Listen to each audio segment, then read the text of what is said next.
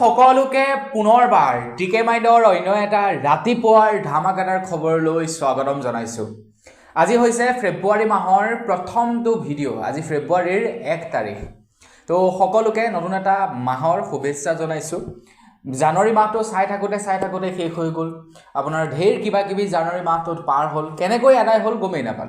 নতুন এটা মাহ আৰম্ভ হৈছে, 28 দিনীয়া মাহ। তো গোটেই মাহটোৰ খবৰ আপোনালোকে এই চেনেলটোত এনেদৰে পাই থাকিবৰ কাৰণে এতিয়ালৈকে যদি চেনেলটো ছাবস্ক্ৰাইব কৰা নাই তেন্তে চেনেলটো ছাবস্ক্ৰাইব কৰি ল'ব আৰু মোক ইনষ্টাগ্ৰামত ফ'ল' কৰি ল'ব যদি এতিয়ালৈকে ফ'ল' কৰা নাই, কাৰণ মই ক'ত গৈছোঁ কি নাই কৰা সকলোবিলাক আপডেট ইনষ্টাগ্ৰামত দি থাকোঁ। মাজে মাজে বহুত দিন ভিডিঅ' আপলোড নকৰোঁ যে, তো তেতিয়া কি কৰিছোঁ কি নাই কৰা, কি কাৰণে ভিডিঅ' আপলোড কৰা নাই সেইবিলাক ইনষ্টাগ্ৰামত আপলোড কৰোঁ। গতিকে ফ'ল'টো কৰি ল'ব। tkmine.real ভিডিঅ'ৰ ডেছক্ৰিপশ্যনত লিংক দিয়া আছে।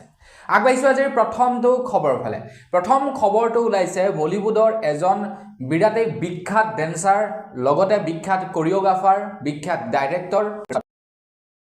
তো ৰেমো ডিচুজা গৈছিলে প্ৰয়াগৰাজৰ কুম্ভ মেলালৈ। এতিয়া ৰেমো ডিচুজাই প্ৰয়াগৰাজৰ কুম্ভ মেলালৈ যোৱা ভিডিঅ' ফটোসমূহ বৰ্তমান সময়ত ছ'চিয়েল মিডিয়াত প্ৰচাৰ কৰিছে আৰু তাৰ পাছতে ৰেমো ডিচুজা বিৰাটেই চৰ্চাত আহি গৈছে, কিয়নো ৰেমো ডিচুজাই প্ৰয়াগৰাজলৈ যাওঁতে কোনো ধৰণৰ VIP ট্ৰিটমেণ্ট লোৱা নাই,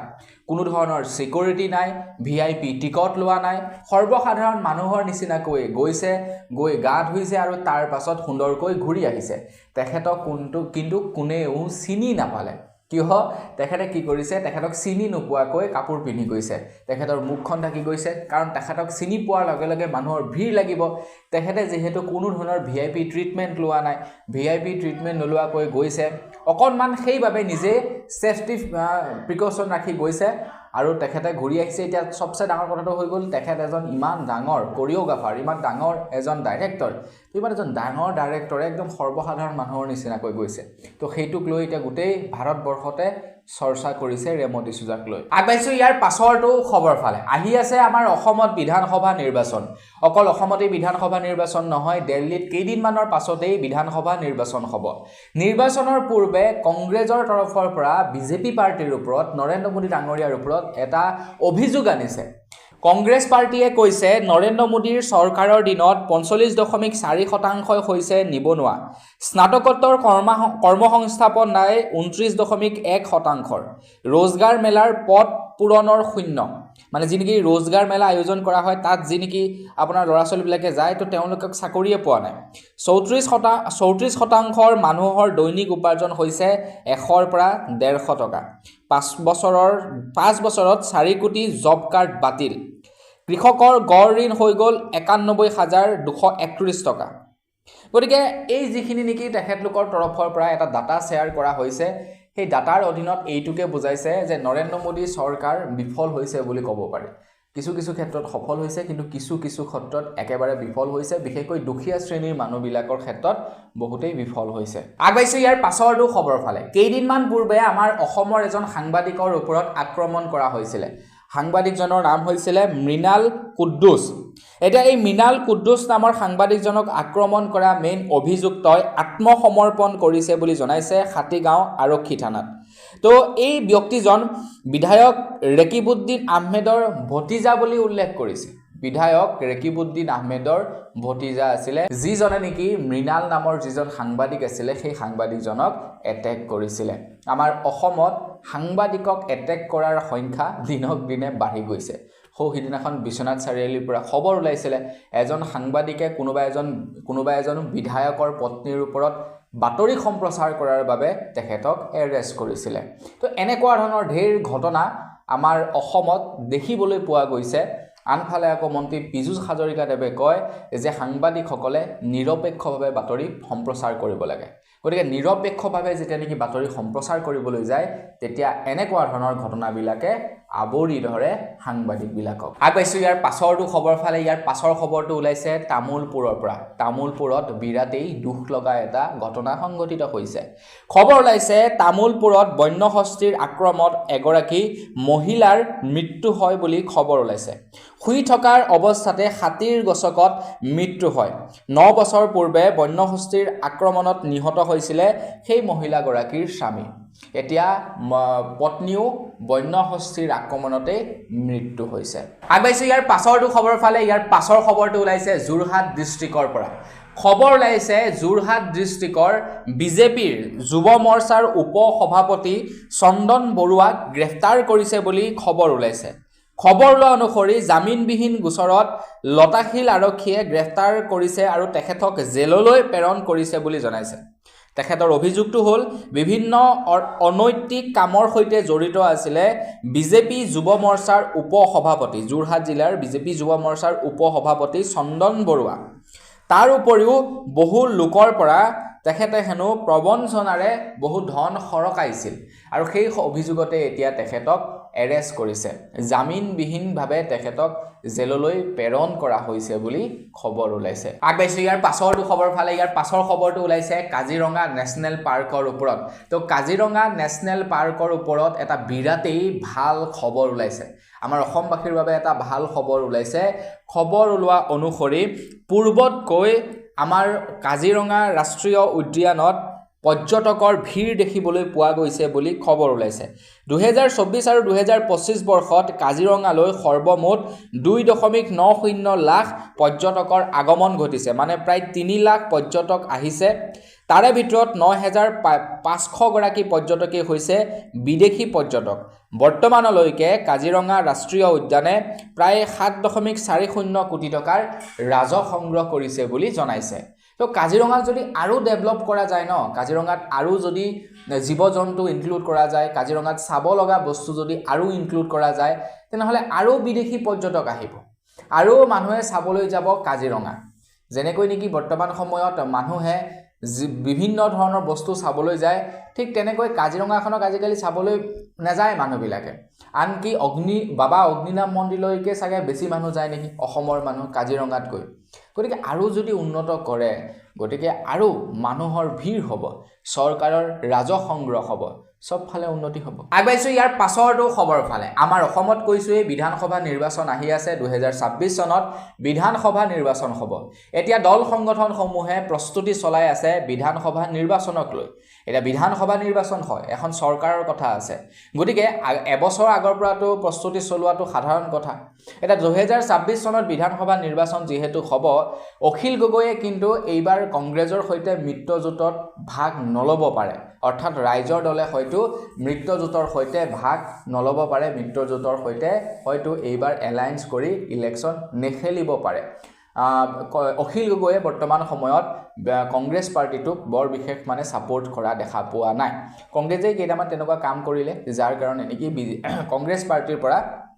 মানে কংগ্ৰেছৰ এলায়েন্সৰ পৰা ওলাই আহিলে ৰাইজৰ দল। এতিয়া যিবিলাক নেকি ৰাষ্ট্ৰীয় পৰ্যায়ৰ কংগ্ৰেছৰ যিবিলাক নেকি নেতা আছে, তেওঁলোকে বিচাৰিছে যে কংগ্ৰেছে অখিল গগৈৰ সৈতে মিত্ৰতা কৰক আৰু আহিব লগা যি নেকি বিধানসভা নিৰ্বাচন, সেই বিধানসভা নিৰ্বাচনত অখিল গগৈৰ সৈতে মিত্ৰজোঁটৰ হৈ যাতে নিৰ্বাচন খেলক। এতিয়া ৰাষ্ট্ৰীয় পৰ্যায়ৰ যিসকল নেতা আছে তেওঁলোকেও জানে যে অখিল গগৈৰ পাৱাৰ কিমান বৰ্তমান সময়ত আমাৰ অসমত, হয় নহয়? কিন্তু ভূপেন বৰা ডাঙৰীয়াই সেইটো বুজিব পৰা নাই। কিন্তু ভূপেন বৰা ডাঙৰীয়াই যদি সেইটো নুবুজে, গৌৰৱ গগৈ ডাঙৰীয়াই যদি সেইটো নুবুজে, তেনেহ'লে 26তো কিন্তু কংগ্ৰেছে চৰকাৰ গঠন কৰাটো আশা বাদ দিব লাগিব। যদিহে অখিল গগৈ বা যিবিলাক আঞ্চলিক দল আছে, আঞ্চলিক দলৰ সৈতে যদি মিত্ৰতা কৰে, তেন্তে অকণমান চান্সেছ আছে কংগ্ৰেছে চৰকাৰ গঠন কৰাটো। কিন্তু যদিহে বাকী আঞ্চলিক দলসমূহৰ লগত মিত্ৰতা নকৰে ন, তেতিয়া কিন্তু মানে তেওঁলোকৰ আকৌ আশা নাই চৰকাৰ গঠন কৰা 2026 চনত। আগবাইছোঁ ইয়াৰ পাছৰটো খবৰ ফালে। বম্বে হাইকোৰ্টে এতিয়া আমাৰ ভাৰতবৰ্ষত যিমানবিলাক নেকি মদ বনোৱা কোম্পানী আছে, সকলোকে এটা নিৰ্দেশনা জাৰি কৰি দিছে। এতিয়াৰে পৰা মদৰ বটলত কৰ্কট ৰোগৰ যি নেকি এডভাৰটাইজমেণ্ট, সেই এডভাৰটাইজমেণ্ট এতিয়াৰে পৰা লগাব লাগিব। যেনেকৈ নেকি চিগাৰেটৰ পেকেটত থাকে, জৰ্দাৰ পেকেটত থাকে যে মানে তম্বাকু খৈনী এইবিলাকৰ পৰা কেঞ্চাৰ হয় বুলি যেনেকৈ নেকি লিখা থাকে, ঠিক তেনেকৈ এতিয়াৰে পৰা মদৰ বটলতো লিখা থাকিব লাগিব বুলি জনাইছে, যাতে কৰ্কট ৰোগৰ ওপৰত মানুহক সজাগ কৰিব পাৰি। তো তাৰ কাৰণে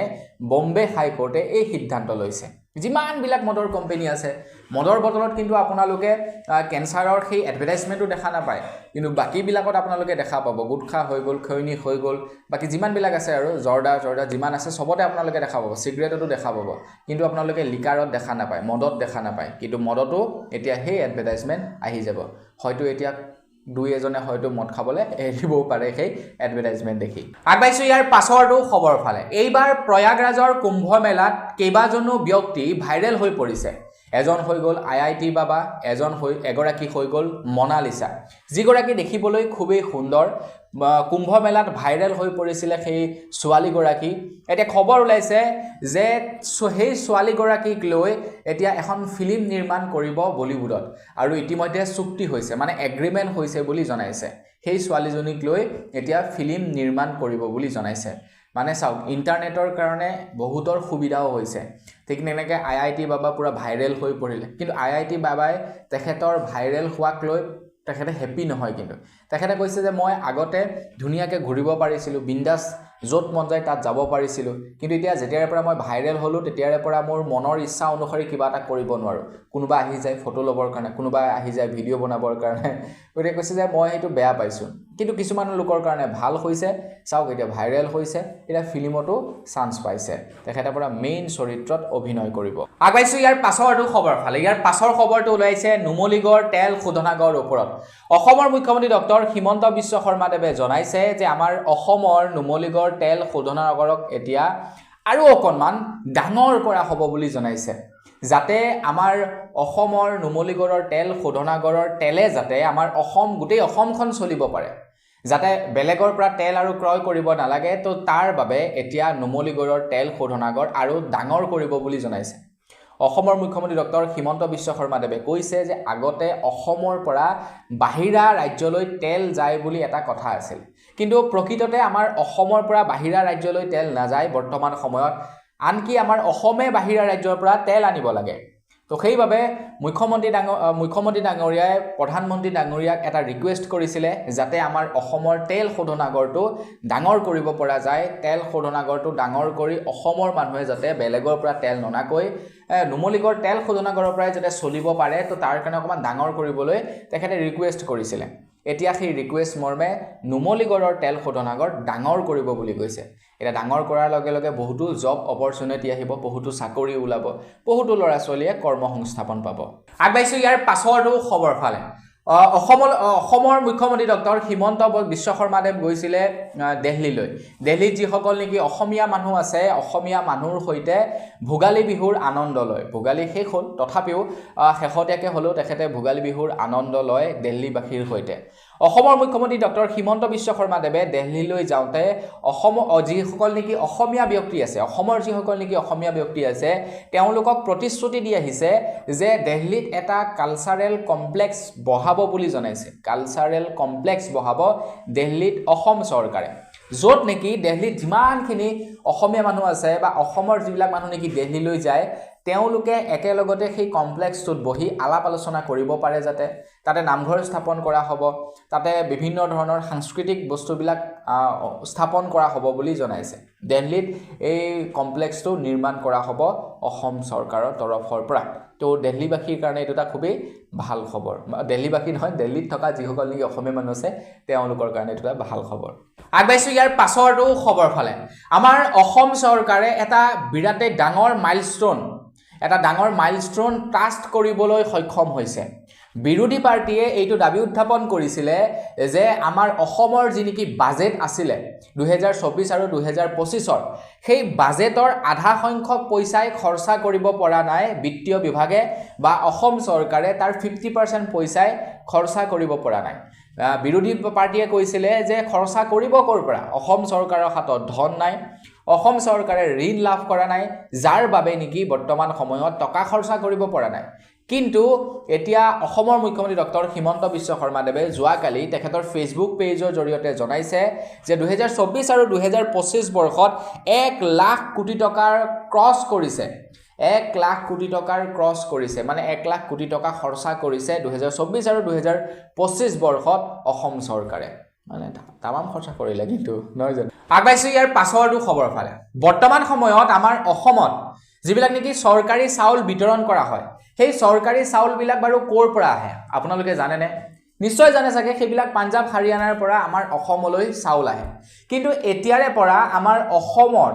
যিবিলাক নেকি চৰকাৰী চাউল বিতৰণ কৰা হয় সেইবিলাক বাহিৰা ৰাজ্যৰ পৰা নাহে সেইবিলাক এতিয়াৰে পৰা আমাৰ অসমৰ চাউলেই অসমবাসীক দিয়া হ'ব বুলি জনাইছে বৰ্তমান সময়ত আমাৰ অসম চৰকাৰে এটা বিৰাটেই ডাঙৰ পদক্ষেপ লৈছে যে আমাৰ অসমৰ যিসকল নেকি খেতিয়ক আছে খেতিয়কৰ পৰা চাউল ধান সংগ্ৰহ কৰিছে ধান কিনিছে আপুনিও বিক্ৰী কৰিব পাৰে ধান বজাৰৰ মূল্যতকৈ বেছি দামত আপোনালোকে ধানৰ দাম লাভ কৰিব পাৰে চৰকাৰক বিক্ৰী কৰিলে এতিয়া অসম চৰকাৰে কৈছে যে অসম চৰকাৰে যিখিনি নেকি ধান ক্ৰয় কৰিব খেতিয়কৰ পৰা সেই ধানখিনি কি কৰিব প্ৰথমে খেতিয়কৰ পৰা কিনিব সেইখিনি ধানৰ পৰা চাউললৈ ৰূপান্তৰ কৰিব আৰু তাৰ পাছত চৰকাৰী চাউলৰ যি নেকি বিতৰণ কৰা হয় সেই চৰকাৰী চাউলসমূহ বাহিৰৰ পৰা কিনি নানি অসমৰ জনসাধাৰণৰ পৰা কিনা চাউলখিনিকে পুনৰ দুখীয়া যিসকল নেকি ৰেচন কাৰ্ডধাৰী ব্যক্তি আছে তেওঁলোকক বিতৰণ কৰিব বুলি জনাইছে মানে আপোনালোকে পাঞ্জাব হাৰিয়ানাৰ সেই বেলেগ বেলেগ কিবা কিবি কোপাৰ্টি কি চাউল খাই থাকিব নালাগে এতিয়া আপোনালোকে এই ৰঞ্জিত আইজুং সেইবিলাক ধানৰ চাউল খাব পাৰিব কণ্ট্ৰলৰ দোকানত আগবাইছো ইয়াৰ পাছৰটো খবৰ ফালে আমাৰ অসমত বাবা ৰামদেৱে স্থাপন কৰিব এখন পাম অইলৰ বৃহৎ বাগান আমাৰ অসমত পাম অইলৰ এখন বৃহৎ বাগান স্থাপন কৰিব বাবা ৰামদেৱে এই সম্পৰ্কে আজিৰ পৰা বহুদিন পূৰ্বে খবৰ ওলাইছিলে আৰু ইয়াৰ ওপৰত প্ৰতিবাদো সাব্যস্ত কৰিছিলে বিভিন্ন দল সংগঠনসমূহে বিভিন্ন বিশেষজ্ঞই কোৱা অনুসৰি পাম অইলৰ খেতি যেতিয়া নেকি কৰা হয় বা পাম অইলৰ যেতিয়া নেকি গছ ৰোপণ কৰা হয় তেতিয়া পানীৰ কি হয় খুবেই অভাৱ হৈ পৰে পাম অইলৰ বাগান য'ত থাকে তাৰ আশে-পাশে মানে আমাৰ অসমত পানীৰ অভাৱ হৈ পৰিব বুলি জনাইছিলে পাম গছ ৰোপণ কৰাৰ লগে লগে কিন্তু অসমৰ মুখ্যমন্ত্ৰী ডাঙৰীয়াই যোৱাকালি জনাইছে যে পাম অইলৰ খেতি কৰিলে বা পাম গছ ৰোপণ কৰিলে তাৰ পৰা যি নেকি আপোনাৰ পানী নাইকিয়া হ'ব বুলি এটা বাতৰি সম্প্ৰচাৰ হৈ আছে হেয়া ভুল বুলি তেখেতে কৈছে যে পাম খেতিৰ পৰা বৰ্তমান সময়ত বিভিন্নজন ব্যক্তিয়ে বিভিন্ন ৰাজ্যই যথেষ্ট টকা উপাৰ্জন কৰি আছে গতিকে এইটো লাভদায়ক হ'ব বুলি জনাইছে মানে এইটো কনফাৰ্ম যে আমাৰ অসমত পাম অইলৰ খেতি কৰা হ'ব মানে পাম গছৰ বাগান বহুৱা হ'ব আমাৰ অসমত আগবাইছো ইয়াৰ পাছৰটো খবৰ ফালে এতিয়া বাজেট অধিৱেশন আৰম্ভ হৈছে 1 ফেব্ৰুৱাৰী তাৰিখৰে পৰা বাজেট দাখিল কৰা হ'ব মানে বাজেট দাখিল কৰিব তো বাজেট অধিৱেশনৰ পূৰ্বে ৰাষ্ট্ৰপতি দ্ৰৌপদী মুৰ্মু ডাঙৰীয়ানে ভাষণ দিয়ে আৰু সেই ভাষণত প্ৰধানমন্ত্ৰী নৰেন্দ্ৰ মোদী ডাঙৰীয়াক বিৰাটেই প্ৰশংসা কৰে তো তেখেতে কি ভাষণ দিছিলে তেখেতৰ কেইটামান প্ৰায় 10টা মেইন কি পইণ্ট আছিলে সেই কি পইণ্ট কেইটা আপোনালোকক জনাই দিছোঁ ৰাষ্ট্ৰপতি ডাঙৰীয়ানীৰ দ্ৰৌপদী মুৰ্মু ডাঙৰীয়ানীৰ যি ভাষণ আছিলে সেই ভাষণৰ 1 নম্বৰটো পইণ্ট আছিলে যে এই চৰকাৰৰ আমোলত দৰিদ্ৰতা দূৰীকৰণ হৈছে 25 কোটি মানুহৰ 2 নম্বৰটো হৈছে 370 ধাৰা বাতিলত উন্নয়নৰ গতি আগবাঢ়িছে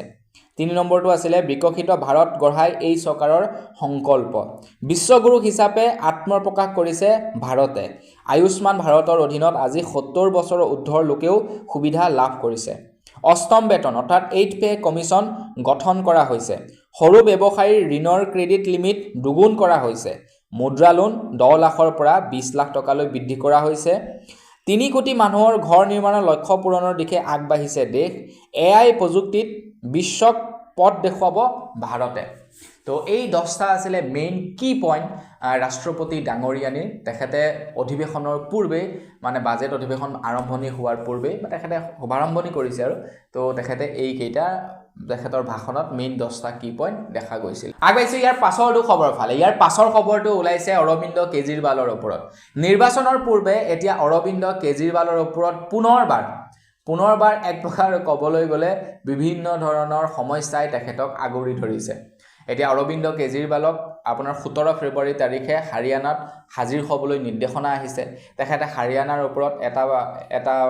এলিগেশ্যন লগাইছিলে যে হাৰিয়ানাই যমুনা নদীত বিষ মিলাই আছে মানে লেতেৰা মিহলি কৰি আছে যাৰ ফলত নেকি যমুনা নদীখন লেতেৰা হৈছে এতিয়া এই মন্তব্য কৰাৰ পাছতে ইয়াৰ সত্যতা প্ৰমাণ কৰিবৰ কাৰণে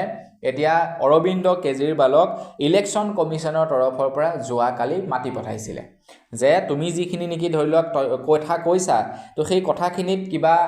তথ্য আছে নে এনেই মনৰ পৰা কৈছা তাৰ প্ৰমাণ কি সেই প্ৰমাণ বিচাৰি ইলেকশ্যন কমিছনে তেখেতক মাতি পঠাইছিলে বুলি জনাইছে আগবাইছো ইয়াৰ পাছৰটো খবৰ ফালে ইয়াৰ পাছৰ খবৰটো ওলাইছে বিৰাট কোহলিৰ ওপৰত প্ৰায় 13 বছৰৰ পাছত বিৰাট কোহলিয়ে দিল্লীৰ হৈ ৰঞ্জি ট্ৰফি খেলিছে বিৰাট কোহলিক চাবৰ কাৰণে ভিৰ কৰিছিলে ষ্টেডিয়ামৰ বাহিৰত যেনেকৈ নেকি কুম্ভ মেলাত মানুহৰ ভিৰ হৈছে ঠিক তেনেকৈ বিৰাট কোহলিক চাবৰ কাৰণে ষ্টেডিয়ামৰ বাহিৰত মানুহৰ হেতা ওপৰা ভিৰ হৈছিল কিন্তু বিৰাট কোহলিয়ে সেই মতে পাৰফৰ্ম কৰিব নোৱাৰিলে বুলি খবৰ ওলাইছে তেখেতে প্ৰথমখন মেচতেই কেৱল 6 ৰান কৰি পেভিলিয়নলৈ উভতিব লগা হ'ল মানে আউট হৈ গ'ল মাত্ৰ 6 ৰান কৰিলে আৰু আউট হ'ল তেখেতে পেভিলিয়নলৈ ঘূৰি আহিব লগা হ'ল ফৰ্ম ভাল হৈ থকা নাই বিৰাট কোহলিৰ বৰ্তমান আহি যাব আইপিএল আহি আছে না আইপিএলৰ পূৰ্বে আকৌ ধামাকা দি দিব আগবাইছো ইয়াৰ পাছৰটো খবৰ ফালে ইয়াৰ পাছৰ খবৰটো ওলাইছে ফেব্ৰুৱাৰী মাহত যে নেকি বেংক বন্ধ হ'ব বেংক হলিডে আছে তাৰ ওপৰত ওলাইছে ইয়াৰ পাছৰটো খবৰ তো কিমান দিন বেংক হলিডে থাকিব 3 তাৰিখ 11 তাৰিখ 12 তাৰিখ 15 তাৰিখ 19 তাৰিখ 20 তাৰিখ 26 তাৰিখ আৰু 28 তাৰিখ এই কেইদিন হৈছে বেংক বন্ধৰ হলিডে মানে তালিকা এই কেইদিনত কি হয় হাল সলনি হৈ থাকিব বন্ধবিলাক এই তাৰিখ কেইটাত কৰবাত হয়তো বন্ধ হ'ব কৰবাত বন্ধ নহব কিন্তু বাকি যিখিনি নেকি ফিক্সড বন্ধ থাকে সেইখিনিতো থাকিবই ধৰি লওক সানডে সেকেন্ড স্যাটাৰডে ফোৰ্থ স্যাটাৰডে সেই দিনটো বন্ধ থাকিবই তাতে আপোনাৰ 6 দিন গুচি যায় নহয় বন্ধ তো তাৰ উপৰিও আপোনাৰ এই কেইটা ডেটত বন্ধ হ'ব পাৰে কিন্তু এই কেইটা ডেট সকলো ৰাজ্যৰ কাৰণে ফিক্স নহয় কৰবাত বন্ধ হ'ব কৰবাত বন্ধ নহব আগবাইছো ইয়াৰ পাছৰটো খবৰ ফালে ইয়াৰ পাছৰ খবৰটো ওলাইছে ইউপিআই ৰ ওপৰত আপোনালোকেতো নিশ্চয় Google pay phone pay Paytm নিশ্চয় ব্যৱহাৰ কৰে আপোনালোকে আজিৰে পৰা ইউপিআই ৰ নিয়ম হাল সলনি হ'ব আজিৰে পৰা আপোনাৰ পূৰ্বতে ব্যৱহাৰ কৰি থকা ইউপিআই আইডিটো হয়তো বন্ধ হৈ যাবলৈ আছে নতুন ইউপিআই আইডি হয়তো আহি যাব আপোনালোকে যদি পইচা গুগল পে ফোন পেত লৈ থাকে নন ষ্টপ তো তেন্তে আপোনালোকে জুনে পঠায় তেখেতক ক'ব যে আগৰ মোৰ ইউপিআই আইডিটো নহয় কিন্তু বেলেগ হ'ল আপোনালোকে বেলেগ এটা ইউপিআই আইডি চাই ল'ব যে আপোনালোকৰ চেঞ্জ হৈছে নেকি খবৰ লোৱা অনুসৰি বহুতৰে ইউপিআই আইডি সলনি হ'ব বহুতৰ ইউপিআই আইডি ডিএক্টিভ হ'ব আজিৰে পৰা আজি 1 ফেব্ৰুৱাৰী তাৰিখৰ পৰা গতিকে সেইটো চাই ল'ব আপোনালোকৰ গুগল পে ফোন পে সেইবিলাক চাই ল'ব আপোনালোকৰ ইউপিআই আইডিটো চেঞ্জ হৈছে নেকি আগবাইছে একেবাৰে শেষৰ খবৰটোৰ ফালে আৰু এই খবৰটো বিৰাটেই এটা বিতৰ্কিত খবৰ আমাৰ অসমত স্পেচিয়ালি বৰ্তমান সময়ত এই খবৰটোৱে তুৰপাৰ লগাই আছে তো খবৰ লোৱা অনুসৰি গুৰু কৃষ্ণ প্ৰেমানন্দ দেৱে আৰু এখন গাড়ী লৈ ল'লে কোটি টকীয়া এখন গাড়ী ল'লে গাড়ীখনৰ ব্ৰেণ্ডটো হৈছে অডি কেবা কোটি টকা এই গাড়ীখনৰ দাম তো খবৰ লোৱা অনুসৰি তেখেতৰ ওচৰত পূৰ্বতেও এখন কোটি টকীয়া গাড়ী আছিলে যিখন হৈছে ডিফেন্ডাৰ তেখেতৰ ওচৰখন গাড়ী আছিলে সেইখনৰ দামো কোটি টকাৰ এতিয়া কথাটো হৈ গ'ল মানুহে তেখেতক লৈ বৰ্তমান বিতৰ্ক কৰিছে মানুহে কৈছে যে যিজন ব্যক্তিয়ে নেকি মানুহক মোহবিহীন সৰল জীৱনৰ দীক্ষা দিয়ে তো তেখেতে ইমান দামী গাড়ী লৈছে ইমান দামী গাড়ী ক্ৰয় কৰিবৰ কাৰণে পইচা পাইছে ক'ৰ পৰা বহু লোকে কৈছে যিজন ব্যক্তিয়ে নেকি 1 টকাও উপাৰ্জন নকৰাকৈ ধৰ্মৰ প্ৰচাৰ কৰি থাকে তো সেই 1 টকাও উপাৰ্জন নকৰা ব্যক্তিজনে কোটি টকীয়া বাহন ল'বৰ কাৰণে টকা পালে ক'ৰ পৰা তাক লৈ এতিয়া প্ৰশ্ন উত্থাপন কৰিছে আপোনালোকে ইনো দেখা পাবই আৰু 2 দিনৰ ভিতৰত চাই দেখিব আপোনালোকে টক শ্ব হৈ যাব ইয়াৰ ওপৰত মই জানো এইবিলাক মানে কি ভাইৰেল টপিক নহয় জানো তো ভাইৰেল টপিক বিলাক কি হয় আপোনাৰ টিআৰপি পায় ভিউজ পায় তো এই কাৰণে ইয়াৰ ওপৰত টক শ্ব এটা আৰম্ভ হৈ যাব আপোনালোকে এই সম্পৰ্কত ডিটেইলছত পাই যাব কিন্তু বৰ্তমান সময়ত তেখেতক ট্ৰোল কৰি আছে তো নিশ্চয় মোৰ মতে তেখেতে চাগে এনসাৰ দিবৰ কাৰণে টক শ্বত আহিব চাগে বুলি মই ভাবো তো তেখেতে এখন অডি ক্ৰয় কৰিছে কোটি টকীয়া এইটো কিন্তু লক্ষণীয় কথা তো বন্ধু বান্ধৱীসকল বস আজিৰ ভিডিঅ' জনাবলগীয়া খবৰ ইমান কেইটা আছিলে খবৰ কেইটা জানি কেনেকুৱা লাগিলে কমেণ্ট এটা কৰি জনাব যদি ভাল লাগিলে লাইক এটা কৰিব চেনেল যদি সাবস্ক্ৰাইব কৰা নাই সাবস্ক্ৰাইবটো কৰি ল'ব পুনৰ এটা ভিডিঅ' লগ পোৱাৰ খাতিৰত বিদায় মাগিছোঁ ধন্যবাদ জয় অসম